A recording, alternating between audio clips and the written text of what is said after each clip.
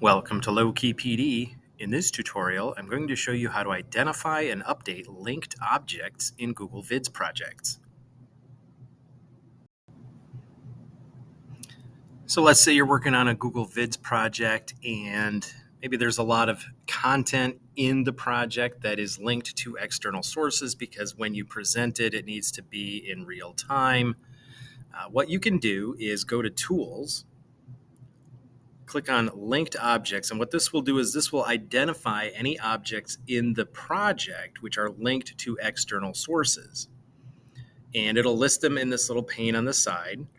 And when you click on one, it will take you directly to the scene that contains that linked object, right? And a couple of different things that will happen here. If there's more than one, it'll just list them all. And then you can individually update them.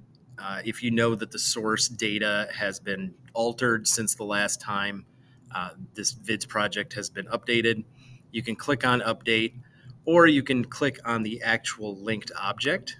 So if I click off of this and then you click on it, you'll get a bunch of different little menu options up here. One of them is just to update it immediately.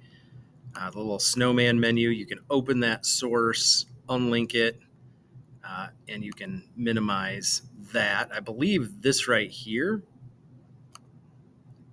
Oh no, that just opens that. But I purposely updated the source data for this chart, and I'm just going to click on update, and then you'll see it update. And now that little column right here jumped up to match the source data. So if you've got projects like this where there's a lot of live data and that data changes, every time you show the video, if you don't download it, if you just play it live directly from the app, you can update the data first and then it will play the updated version. Don't forget to like and subscribe for more tech tutorials, and you can find my videos on YouTube by searching Low Key PD.